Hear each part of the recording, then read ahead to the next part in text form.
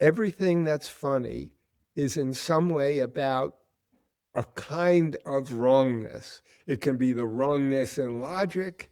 It can be the wrongness in behavior. It can be from slapstick to, okay, let's take, for example, my best known cartoon, where the guy's on the phone and he's saying, uh, no Thursdays out. How about never? It's never good for you. I Okay. love that one. I love that one. Yeah, and I love it too because it put my daughter through college.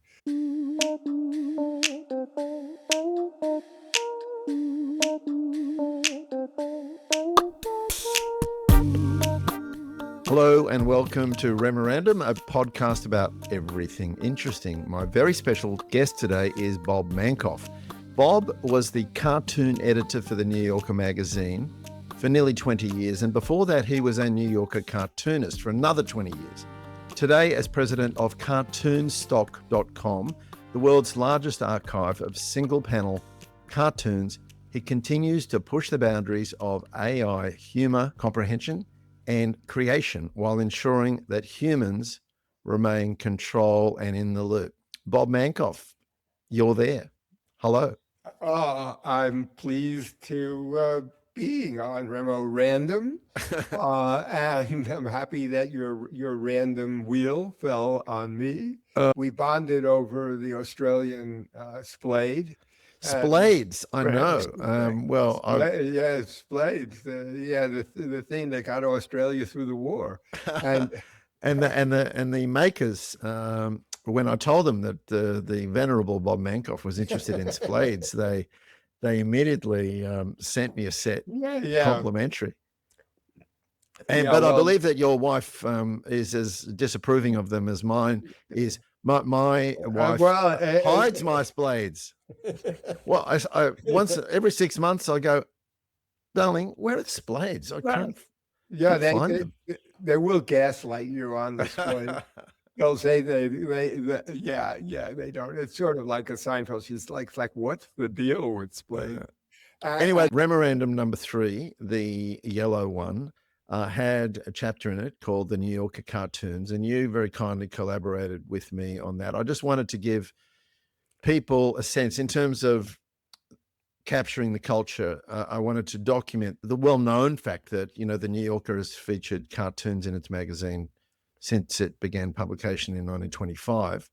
And it really is the most famous home for the single panel cartoon. And no one is more identified with that than you are. And I love the image of you reviewing thousands of cartoons every week in order to just choose 15. And the rejection, the cartoonist rejection is kind of as much part of the folklore as it is. So my my experience at the New Yorker was as a cartoonist breaking in the 70s, which is sort of now looked as a golden age of cartoons when magazines actually bought cartoons and supported cartoonists. And I submitted, hundreds of cartoons before getting accepted into the New Yorker. The New Yorker's tradition as a magazine that has cartoons really comes out of the history of American and English, I guess to use a fancy academic term, valorization of the idea of a sense of humor, the idea of it, the importance of it, which was, natural for Australians also, that kind of culture. The idea that to be fully human, you had to have a sense of humor. And the concept of a sense of humor as an actual term only occurs, if you do like a fancy Google Ngram search in the 1860s. Before that, it's a sense of ridicule or a sense of ridiculous, not very commendable attribute, but a sense of humor, which, Plato and Aristotle didn't have to have a sense of humor. They didn't think that was an important thing. Right. Or in Renaissance, it was the idea of being able to, and a sense of humor meant more than making fun of someone. That's why it became important. It meant being able to throw yourself outside of yourself and see your class and your type uh, with its foibles and its flaws. And that's how I think of a lot of the New Yorker cartoons, as not punching up or punching down, but elbowing to the side. It's a lot of it was a kind of in-joke about its own class. Now, when you say the New Yorker starts in 1925, it does, but those aren't cartoons as we know it. It's not really till the 1930s that you get to this idea of a single panel gag Okay. cartoon in which either there's an unusual situation. I'll give an example of a cartoon of mine. There's a couple and they're on each side of a couch. They're firing pistols at each other. The guy is crouched behind on the side of the couch with the phone, and he's saying, as a matter of fact, you did call us at a bad time. So a different kind of cartoon would be where it's the most ordinary situation in the world. Just a couple in their living room. The guy is, reading the paper or whatever, and the woman is, doing something, talking to him, and saying, I'm sorry, dear, could you repeat everything you said since we've been married? Okay. And so in those cartoons, there's sort of the two classic ways in which a joke is made. In one, absurd exaggeration. Well, you right. It can be exaggeration. It can be anachronism. It can be anything. But I'll go back to the essence of funny, and the essence of funny can be, you have to ground it in laughter. Why laughter? Why did you make that sort of, not that yours is a weird response, it's just that everybody's is a weird response. It's a very primitive sound. It's a very, Laughter. Yeah. Very primitive. We share it with certain primates who, when they run around and sort of kind of grab ass kind of thing, they pant. Now, in apes, the laughter is our laughter is all on the exhale. Okay. Their laughter is a kind of panting. And we probably see this in other animals as well, as a kind of excitement, relaxation response. Interesting. And our laughter, which is so interesting, is because it's integrated with speech, because all of our speech is also on the exhale. All of our speech is on the exhale. Now, this kind of super stimulus thing for laughter, like a joke or a cartoon, for the most part, you'll start your day, you'll be with people, and you'll be laughing in one way or another if you're friendly every 4 or 5 minutes, maybe even more. And these will often be after what you say, Okay. Oh, right. not after what someone else says. And it's often because there's something a little bit off, a little bit unusual, a little bit wrong. And that, I think, gets to the heart of everything that's funny. Everything that's funny is in some way about a kind of wrongness. It can be the wrongness in logic. It can be the wrongness in behavior. It can be from slapstick to, okay, let's take, for example, my best known cartoon where the guy's on the phone and he's saying, no Thursdays out. How about never? It's never good for you. Okay. I love that one. Yeah, and I love it too because it put my daughter through college. But interestingly, as an aside, As a cartoonist, I did that in 1993. It's been reprinted thousands of times and through cartoon stock. And before that, the Cartoon Bank, I get money for it. So this is the creator side. I thought nothing of it. It was one of 15 things that I drew that day that I submitted. I had no idea that it would somehow hit this kind of nerve. But when you look technically at how it works, it's also a kind of wrong and right. Or a mashup of those two. The syntax is one of politeness. The message is rude. It's this kind of combination of incongruity that makes humor work, even in a quip. When you do some neuroimaging of laughter and what goes on in the brain, the initial thing that happens is because there's a script change, your brain is a little bit confused. It actually acts like there's an error. Right. Before it gets it. So the best joke, it's a cartoon by great cartoonist Leo Cullum. And it's a doctor saying to a guy in his office, you'll be awake during the entire procedure. Okay, now that's the setup. Okay, you'll be awake during the entire procedure. That setup is the setup for something okay happening. Okay, now here's the wonderful thing about a joke.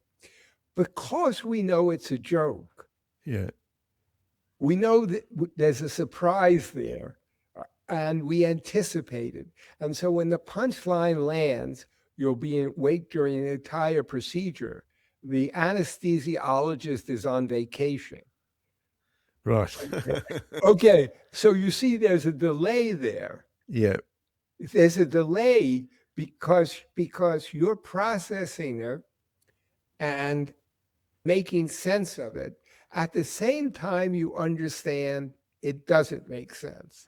But even at a stretch without the second part of that line, it could be funny, right? Because you don't normally, in terms of your wrongness theory, you don't normally hear a doctor say you'll be awake during the entire procedure. It's normally you'll be asleep during the entire, So, yeah. Well, right. That's interesting. But sometimes maybe that's just the way he phrased it. But sometimes it would be that you won't be completely out. Yeah. So but layered on all of this, and that's why I sent you some of my cartoons.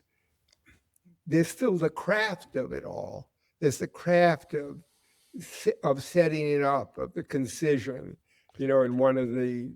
Can I ask a question? Because you're implying that it's the humor is somewhat objective and non-subjective, whereas, I mean, famously, the notion that some New Yorker cartoons have punchlines that are oblique and impenetrable was a subplot in a Seinfeld episode that they actually called the cartoon. Called the caption contest. But you know what I mean? Like there's a bit of alchemy involved sometimes, I think. Well, no, yeah. Well, the truth is some New Yorker cartoons are terrible. But objectively terrible, or terrible to you, but wonderful for someone else? That's the question, Well, the process by which the cartoons were selected, and the different eras in which they were selected, put a certain filter on it. What some New Yorker cartoons were kind of in joke for a particular class. In fact, they were just, very, very subtle modifications rather than gags. They had to fit also within these columns of Adobe Caslon type. They had to fit within the magazine, not disturb the magazine in any way. They couldn't be gross. They couldn't be dirty. They couldn't be dumb. They couldn't be all things that are actually quite funny, okay, in a certain context. But within the context of the New Yorker, there's a kind of humor in which there's complete resolution, or you feel like there's resolution. You completely get the joke. And then there's a kind of humor in which it's an absurd twisting of reality that is more like poetry, really. Yep. More like poetry, more like just Michael Looney, who's dead now, but he had a bit of that, the poetic. I don't know if you're familiar. or some of Monty Python, Yeah. where you're enjoying the absurdity. Or I'll take an example of a wonderful cartoonist for the New Yorker, Ed Steed, that I brought in. Great style, and so it has a large pumpkin who is painting on an easel, and it's a great drawing because he's got paint smeared all over him, and he's painting, and over him is sort of like an art appraiser, and the pumpkin is annoyingly saying, "Good or just good for a pumpkin?" Okay. So that's so insane. Do you know what I mean? Yeah. It's like, It's so nuanced, which is probably a good lead in to start to talk about AI's potential comprehension and replication of this. And, maybe start with how you first used it for the caption competition. yeah. Well, so I had the idea, and the caption contest goes back to 1998. I had been influenced by caption contests that had appeared in Punch magazine in the 60s and 70s and 80s. But just to explain to listeners what it is, it shows a cartoon, and the contest is you provide the caption to match the image. Yeah. Here's the example here from the caption contest. Okay, it's the original image that's all that would be seen in the magazine, and there's a whole sequence how it plays out between selecting the finalists. And so it's two astronauts on the moon, and one is taking a snapshot of the Earth. Right. These were the finalists for the thousands of captions that were submitted. So originally, people are just emailing them in, and me and my assistants are looking at thousands. Yeah. Yeah, thousands of these captions. And while I was in this august position of being the one to choose everything, and the idea that I had some special secret intuition to always understand what the very best thing was, I knew that maybe it was somewhat within my wheelhouse and skill set more than other people. But I also knew that no one could look at thousands of captions and possibly make any reasonable decision, in that, just going back to psychology, so many variables are really at work. And this would be looking at cartoons. After you look at 50 and one of them is like the other one, and now you've seen 10 that are similar. And how do you weigh all of these things? Well, you can't weigh them. You're in the end, you're just going to be irritable and annoyed, and then if you're arrogant enough, you'll think that you're also right. But I had also been influenced by a book by a New Yorker writer at that time, James Surowiecki, called The Wisdom of Crowds. Yep. Yeah, and of course, this is a very big deal now with prediction markets and everything else, that a crowd, and they have to be independent. They have to not know what the other people are doing. Correct. Even before the caption contest, I had tried to program an interface where editors at the New Yorker could look at some of the captions and pick some. But David Rumnick was strongly opposed to that for some reason, because I think he is in the position that has to feel that he actually has the final say. Yeah. Yeah, the final say. But eventually I got in touch with this computer linguist, Dragomir Radev, who had done work in this area. He was very interested in it. It's called collective discourse, when a lot of different people are exposed to the same thing, but independently come up with Mm. a solution. And what was revealed, and I think this is so interesting for a number of reasons, was that, he did essentially computational linguistics, and he showed that out of these 5,000 captions, they clumped in 30 or 40 different categories. There weren't 5,000 different captions. So that tells you something so interesting about originality.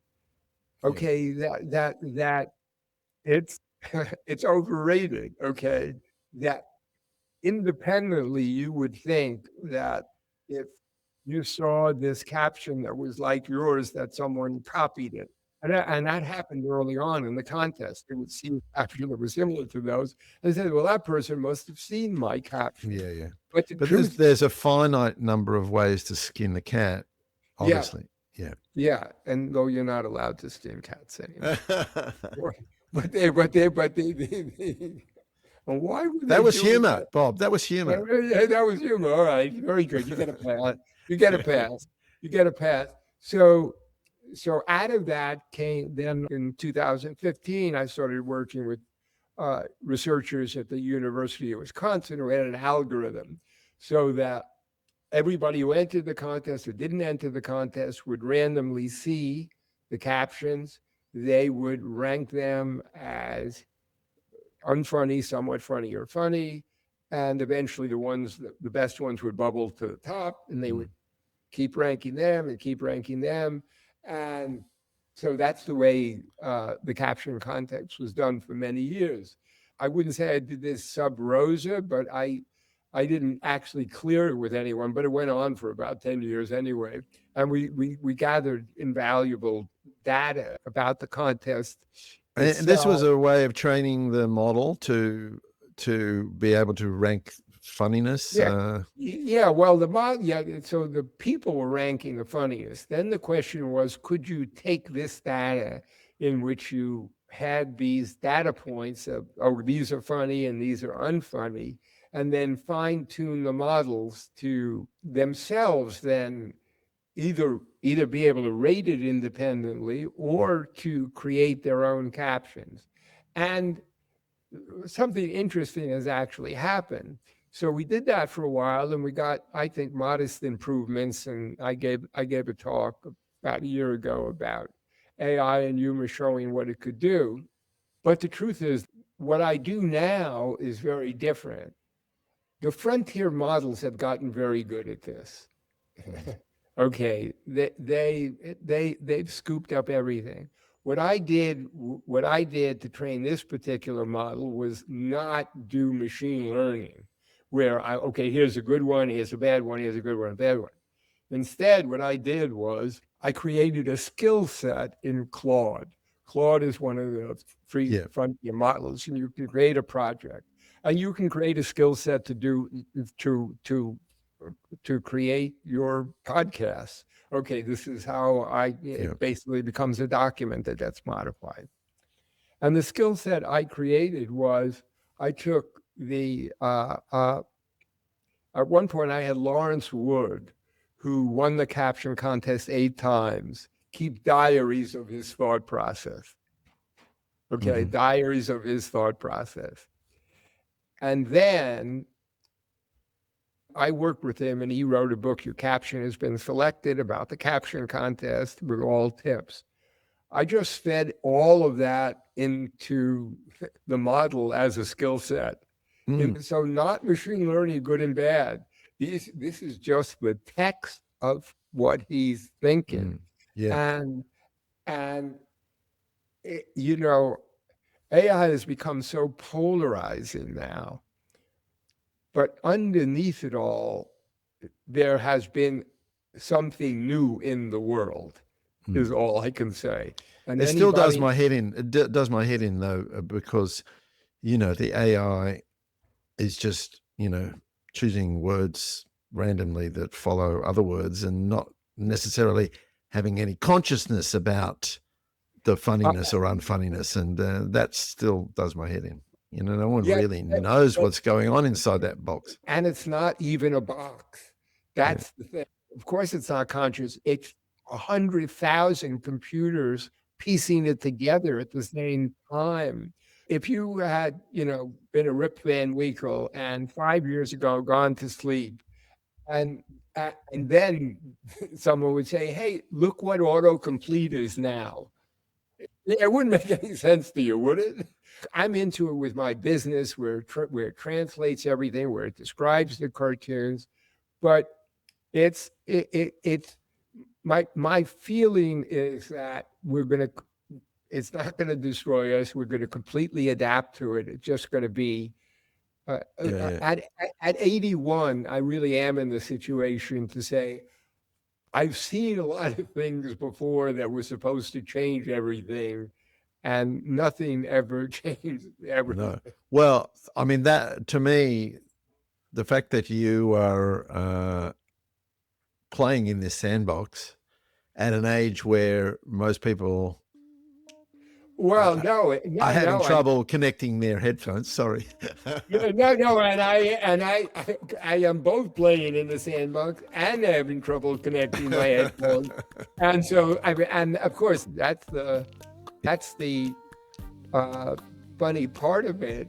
So, thank you, Bob. Yeah, well, this is great. This is great. It really worked out. I really appreciate the time and it was great seeing you again. Well, let's keep in we'll stay in contact. touch. Okay, cheers. Okay, bye.